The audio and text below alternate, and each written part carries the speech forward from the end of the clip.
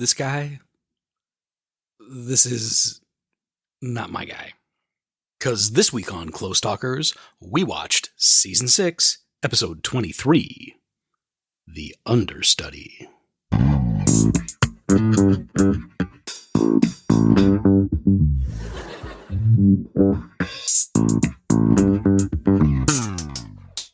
So, Katie. Hello, Derek.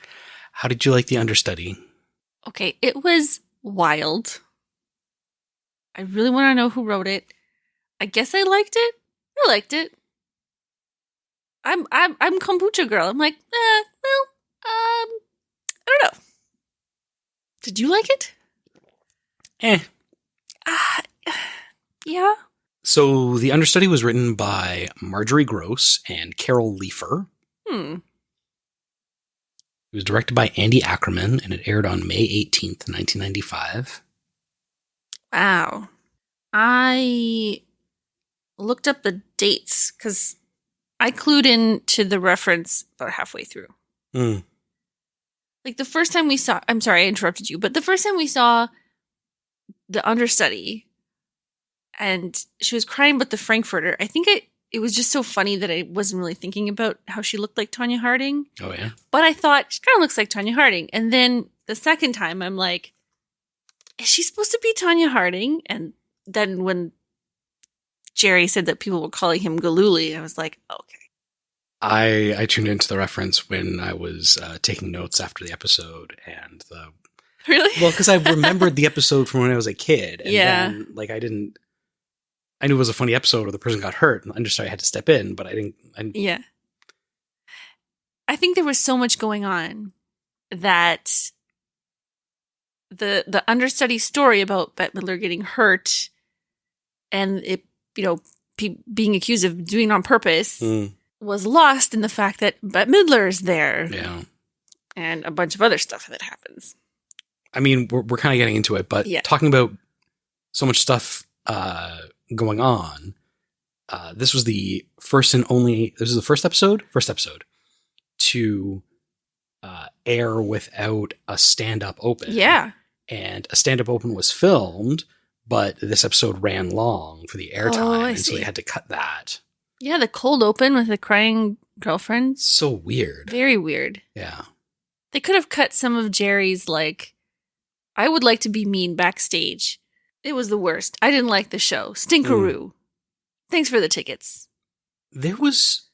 Okay, let's get through the stuff because I want to talk about that. Okay. Vulture.com gave it ranks as the 81st best episode, so pretty much right in the middle.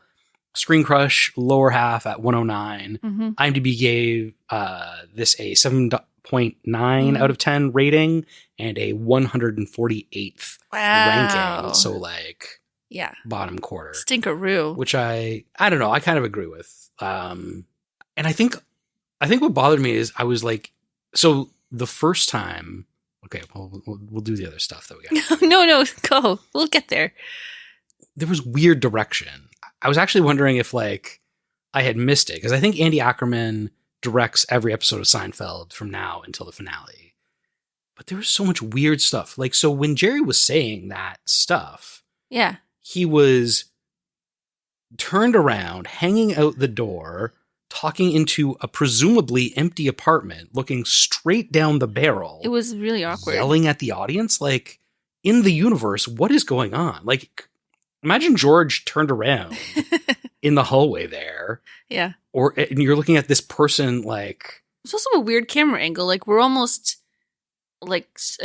parallel to the front of the stage, right? And then there was the scene where Janice, Jerry, and George were hanging out in Jerry's apartment after they had injured Bette, and Kramer uses his giant key ring and it zooms in on the locks. It was so out of place for Seinfeld. I think it was the same camera angle too. They're we're going to put a camera was, here and we're going to use it a lot. It was zoomed, it was right on the locks. It was goofy. I'm sure that's also a reference to something. Maybe, I don't know. Yeah. Reference to bad storytelling. So who were the guest stars? So we had a returning guest star of Jerry Stiller playing Frank Costanza. We had a little known actress. I don't know if you've ever heard of her, Bette Midler, playing herself. She was in Beaches, The First Wives Club, and Hocus Pocus. We had June Kyoto Liu, who played Ruby.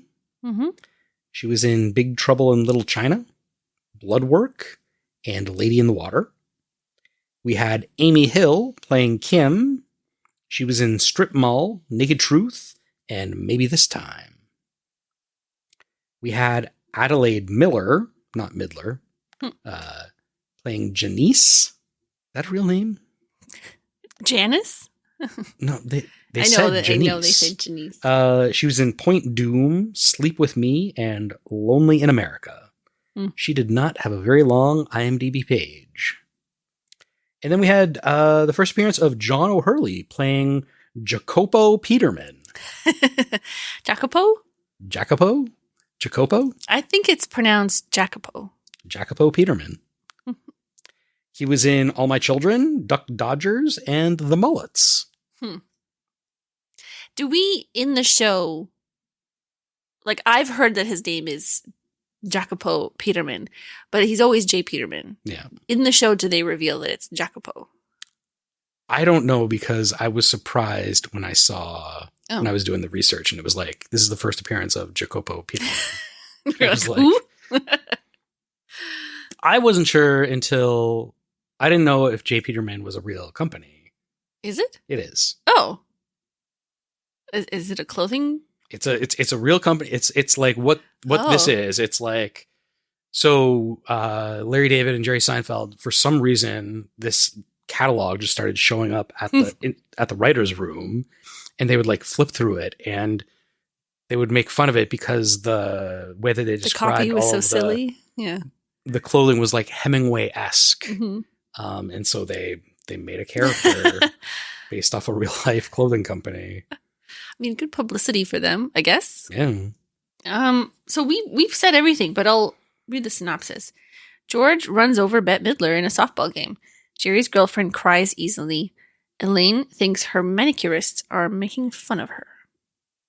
You told me not to read the synopsis ahead of time so that I wouldn't spoil that Bette Midler is in this episode. I was wondering if But then they said it in the episode. But was it just going to be like I can't remember earlier in the series, they made a reference to John Voight. No. Who was? Remember they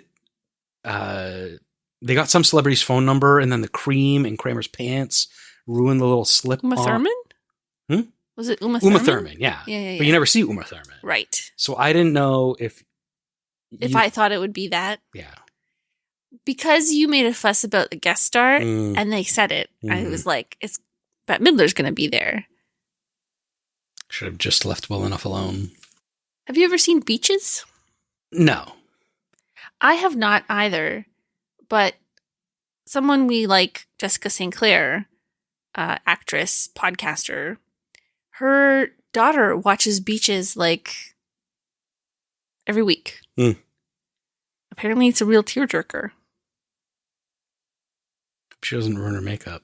Her 9-year-old daughter watches Beaches. Maybe we should watch Beaches. You wouldn't. You don't want to watch Beaches because it's sad. You don't want your emotions to be no affected by anything media you consume. I teared up at Home Alone yesterday because the old man reunited with his family. I knew it was coming. How dare they make me feel things? Art, man. Makes you feel something. Jesus Christ. Where does it get off?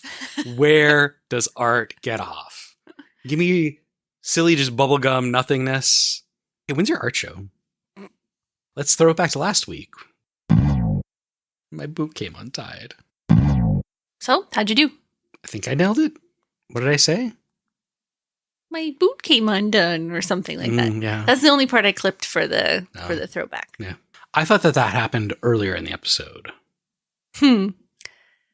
Not at the tag. So the whole Tanya, Nancy, Jeff Gilooly'd thing happened early 1994. And this episode came out mid-1995. Yeah. So I was expecting it to be the same year. Right. Because they usually, I feel like that would have been a tired joke by then. You know? So the original idea was just, I think it was Marjorie Gross, was just like, so Larry David and Jerry Seinfeld would do celebrity softball matches in the park. Mm-hmm. And she was like, what would happen if one of the celebrities got injured? So that was the original story. And then as it evolved, it became a parody of the... Okay. So you remember as a child seeing this and her boot coming unlaced, but you didn't connect it to the major event that I'm sure you paid attention to the year before. I remember that, like, she got Tonya Harding attacked Nancy Kerrigan. No, she didn't. She paid somebody to attack Nancy. So she didn't. Whatever. You know what I mean? She was involved in taking out her competition. Yes. And that being like in the zeitgeist and people making fun of it. Uh-huh. I did not remember, or I don't even know if I knew about her lace coming undone. So that happened at the Olympics. Yeah. I saw I, Tonya with... with me. Oh. I thought you were going to name somebody you saw the movie with. I was going to say Margot Robbie. But that iconic picture of her with her foot up on the boards showing the judges her skate. I don't know. I guess I paid attention to skating as a kid. So I don't think I could have paid attention to skating any less as a kid. Okay. It's like the story of the That's not true. I mean, Elvis Stoico. Yeah. He was Enter the Dragon. Yeah. Kurt Browning. Yep. Name one more skater. Yamaguchi. First name? Nancy? So Karen? Close.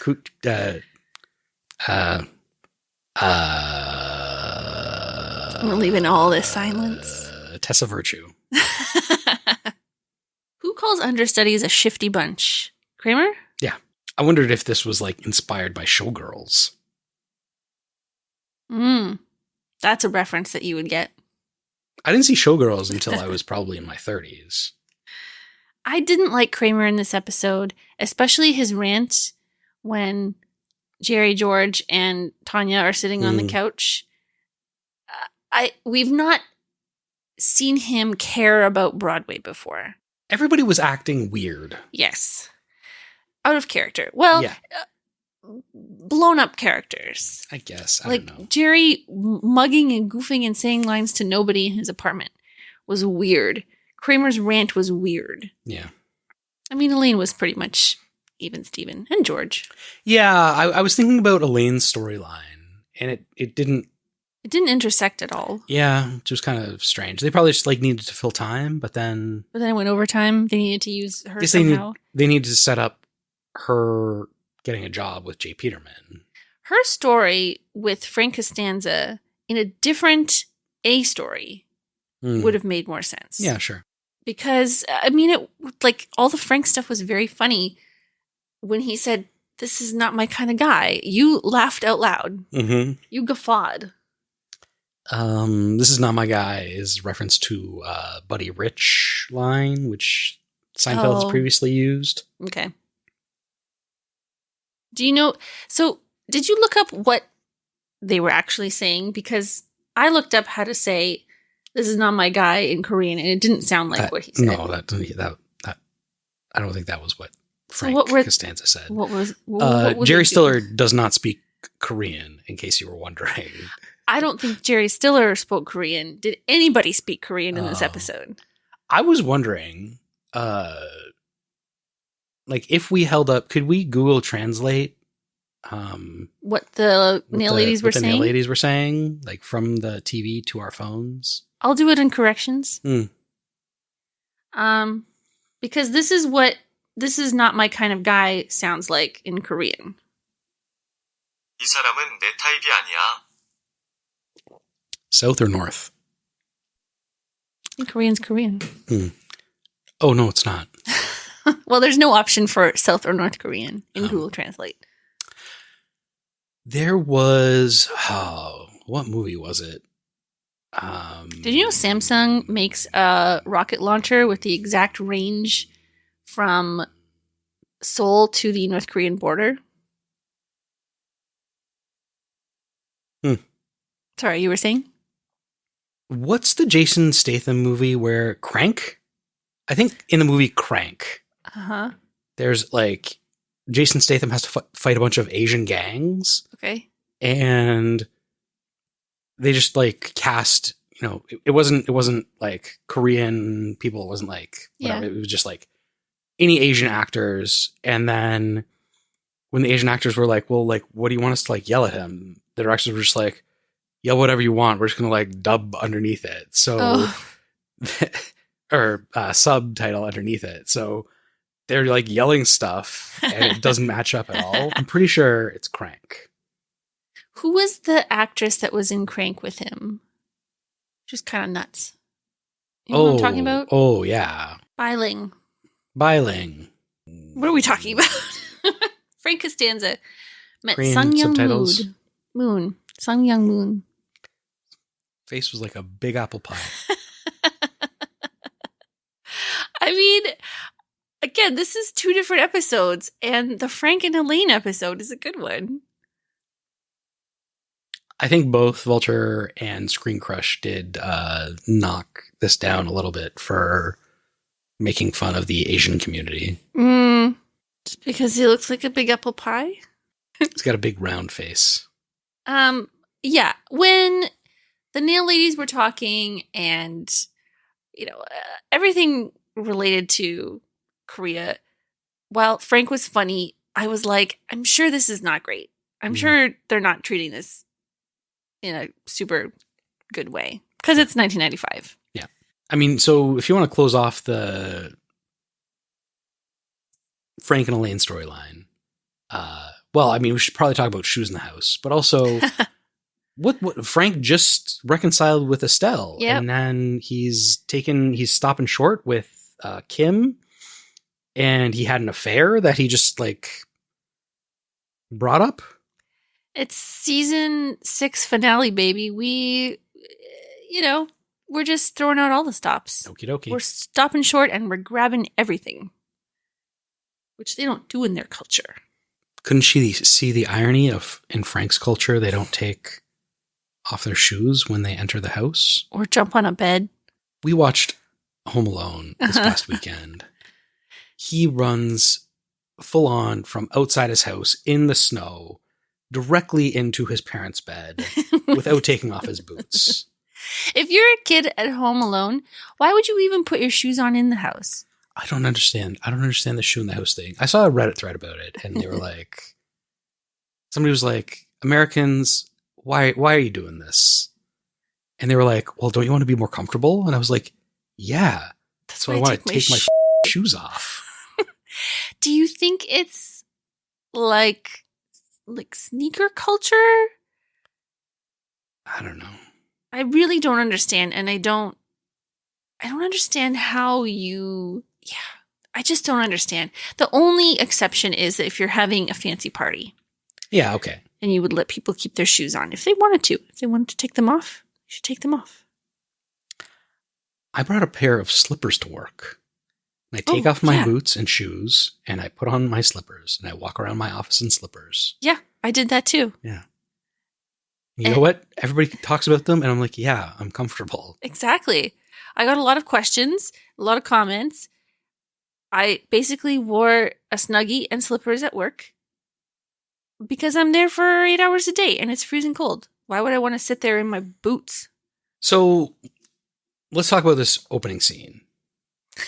Back to the beginning. Jerry and Janice.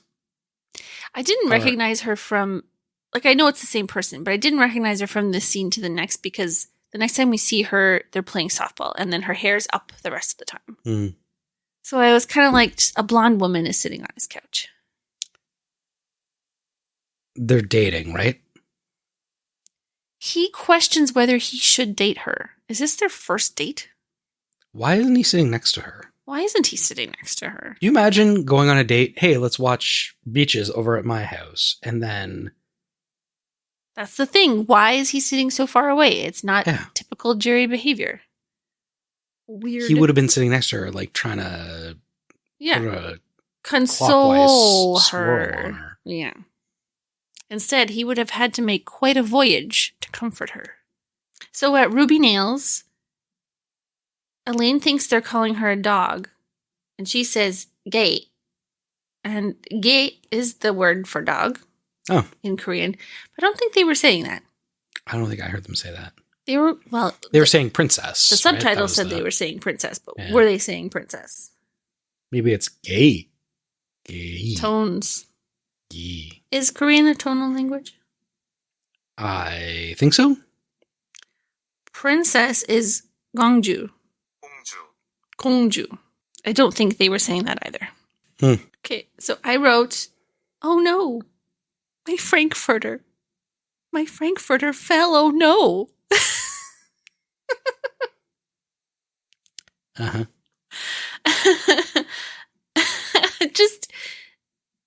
I don't know. That just made me laugh. I really didn't like this understudy. I mean, I don't think we're supposed to. No one really liked Tonya Harding. These people that cry all the time at the drop of a hat, man, you're not that bad. I'm getting uncomfortable here. Like, you don't cry when you drop a frankfurter. I mean, I'd be pretty upset if I dropped a frankfurter. I don't know if I would cry. Also, she was eating it sideways. She deserved to drop that frankfurter. She ate it the way our kid used to eat hot dogs before she learned how and would take a bite right out of the middle of it, like a sandwich. So Jerry, George, and presumably Janice all play baseball in jeans. For comedians. They don't have track pants. They don't have pants aren't part of the uniform. I was surprised that Bet was playing catcher. It's a pretty. I mean, they were wondering whether she would be there, and it's a pretty critical role. I mean, her understudy was there, so she could just come in. Was she also going to catch? I guess so. Yeah, maybe. You understudy for Rochelle. Rochelle, you understudy in softball too? Yeah, apparently. She was trash talking George pretty good. Mm-hmm. It's a shrimp here. I wrote somewhere on my notes what a good sport Bette Midler is, just being in this episode and doing this. Oh yeah, I mean, like obviously this is the biggest guest star that they've had. Yeah, she really like went in like one of the I can't remember if it was Screen Crush or Vulture. They were like her performance was so good she could like slide in as another member of the gang. She was physical. Mm-hmm. She was I mean, I'm sure she didn't get body checked. She was dishing it out.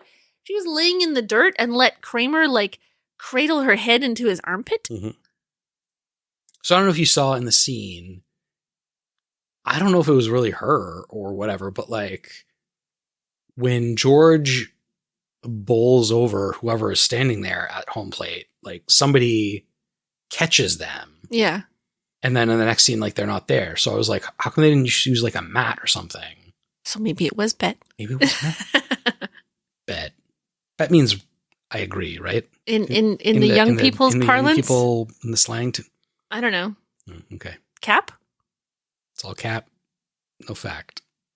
It's a good thing an old person isn't here. This conversation would make no sense. So anyway, they bowl her over. People think they did it on purpose. Kramer's pampering her in the hospital as she's recuperating. Mm-hmm. She says, if I don't get a black and white cookie, I'm not going to be pleasant to be around. Now, how could that be possible?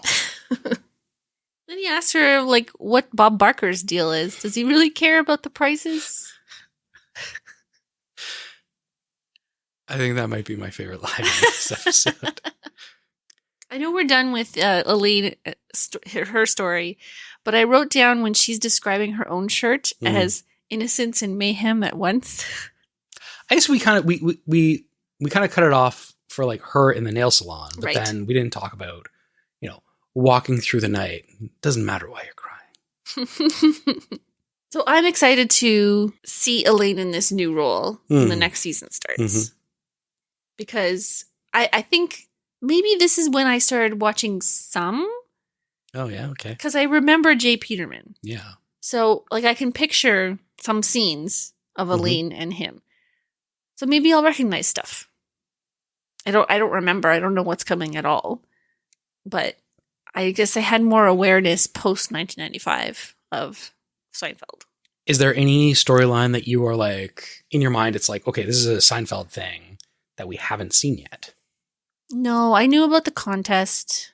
No, I don't think so. Oh, I'm sorry. Susan. I know about Susan.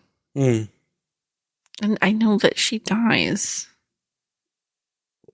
Do you know how she dies? Nope. Oh. Okay. Is a seatbelt involved? Nope. Okay, I definitely don't know. Okay. So, I mean, I don't really have much else to say about this episode. Macaroni Midler. Yeah, throwback to Fusilli Jerry. Where does Oh, I was like, where does Kramer take her? And then we find out in the... Yeah. Excuse me, yes, I'm just going to discharge Miss Midler here. Who am I? I got her a pineapple ice.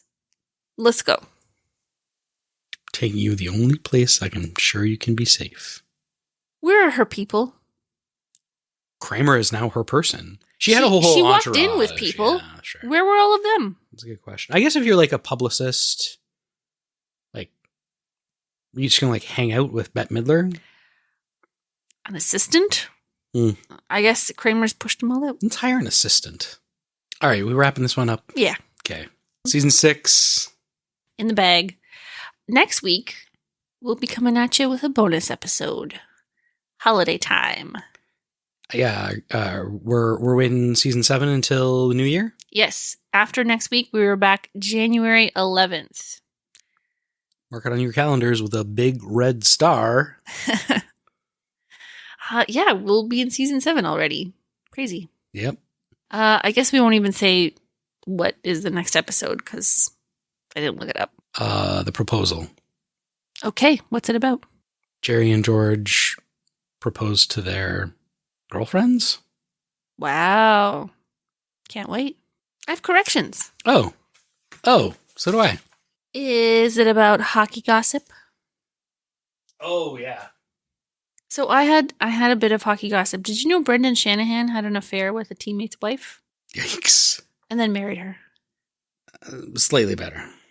Justifies everything. Did you know about the Doug Gilmore stuff? Yikers. I didn't.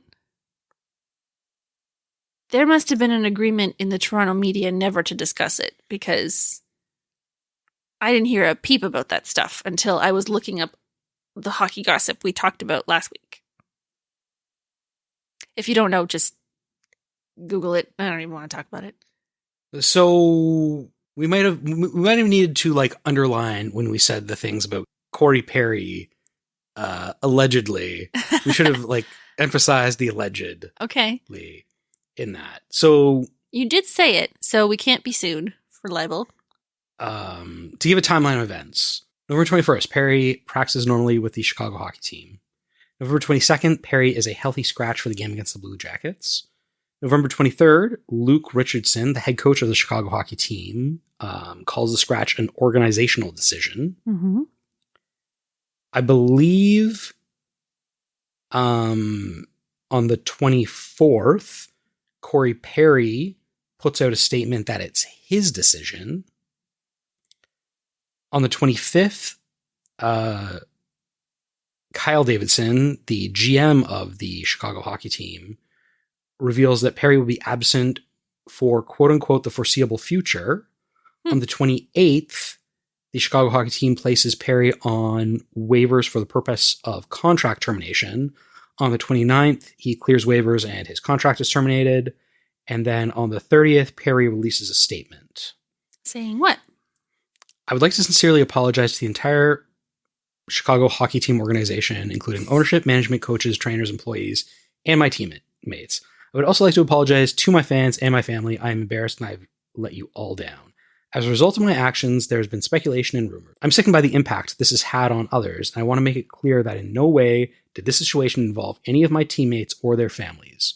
Most importantly, I want to directly apologize to those that have been negatively affected, and I'm sorry for the additional impact to others it has created. My behavior was inappropriate and wrong. I've started working with experts in the mental health and substance abuse fields to discuss my struggles with alcohol, and I will take whatever steps necessary to ensure this never happens again. I hope to regain the trust and respect of everyone who has believed in me throughout my career. Once again, I am deeply sorry, Corey.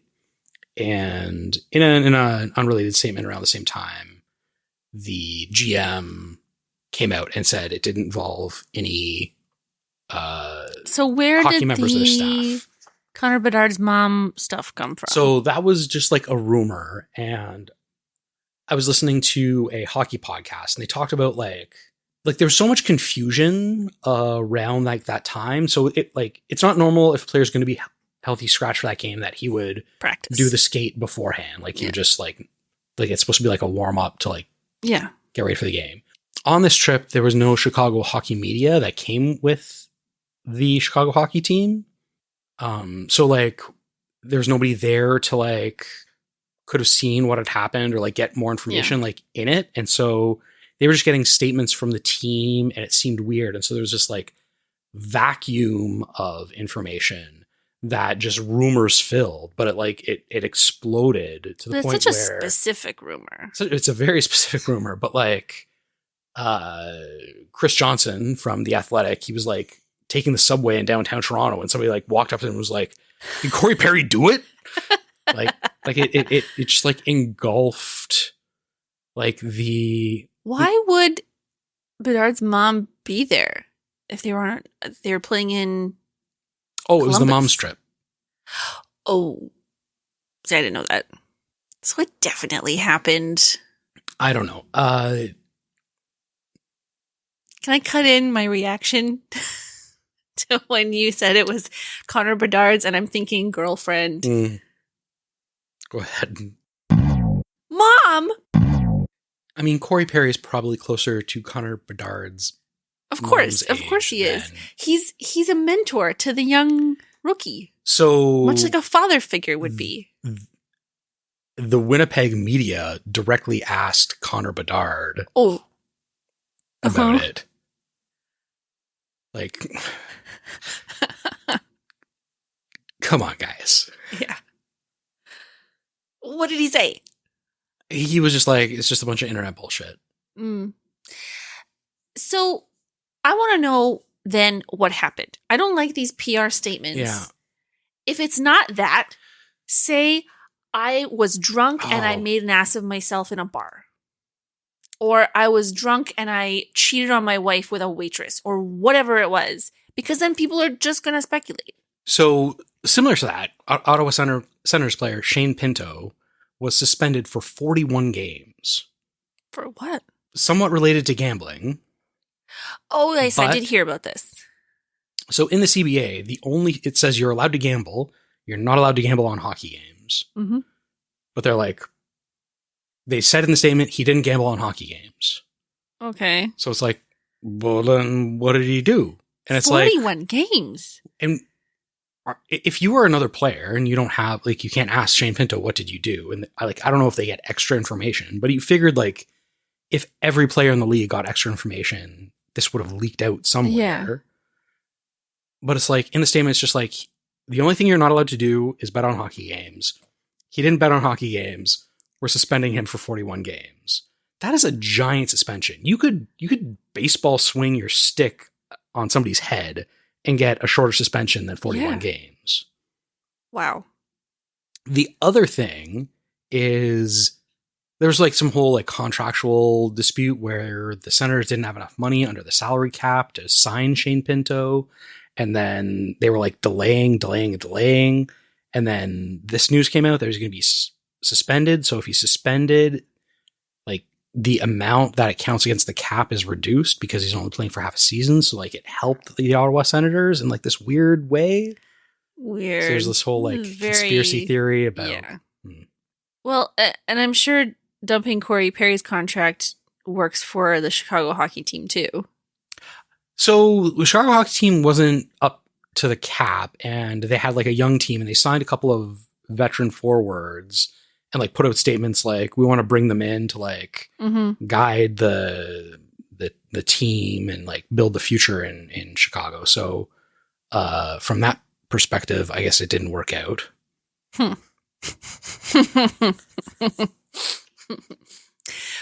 We've spent 10 minutes on hockey gossip. Welcome to Hockey Goss Weekly. I think I know what our next podcast is going to be once we're finished with Seinfeld. We're just going... The Leaf Pile. We're going to resurrect the Leaf Pile. Do we still have the Blogspot domain? Yes. GeoCities. leafpile.geocities.co.uk. We're going to spill all the tea leaves. Oh! Okay, I have another correction. We were talking about animals in space. So Laika was the first vertebrate to orbit the Earth. Oh, good for her. So Soviet Union and the United States had previously sent up a bunch of other animals, but only on suborbital flights. How long do you think it took after they sent Laika into space before a human went into space? Keeping in mind that they left Laika there and she didn't come back successfully, how long do you think the USSR waited to send a human into space after Laika? I don't know. I feel like it's going to be really short. 2 weeks. 2 months. That doesn't feel like enough time to make decisions.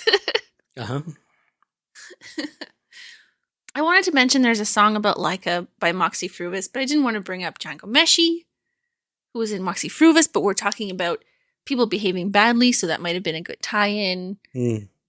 But it's a good song. So the USSR didn't share the true cause of her death until 2002. Was it being shot up into space? No. So initially, the USSR said that her, harness and the system would have euthanized her humanely before she ran out of oxygen. Then they're like, no, she just ran out of oxygen and went to sleep and didn't wake up. People are like, oh, sad.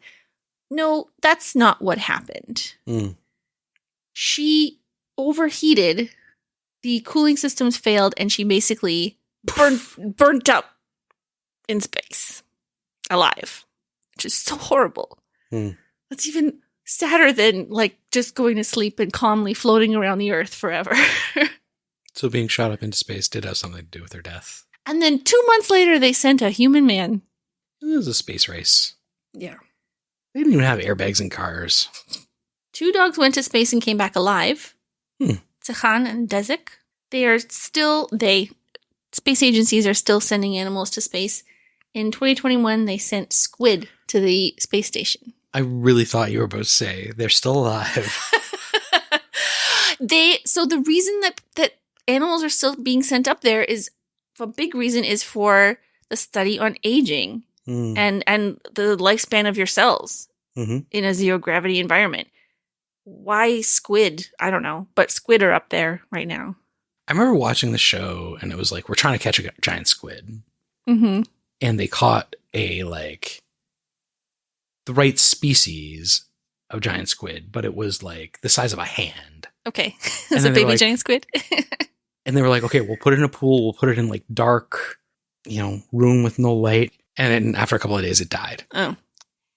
And I was like, you just took this squid, and it would be like the equivalent of taking a human being and putting them at the top of Mount Everest. Yeah. And you're like, well, it didn't have light, so it'll be fine.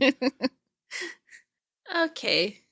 Well, see you next week for a special holiday Festivus episode of Close Talkers.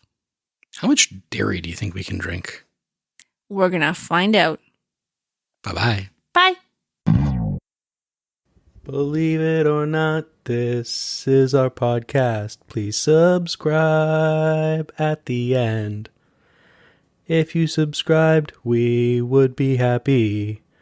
Please subscribe to us. Believe it or not, it's our podcast. Is that a Seinfeld reference?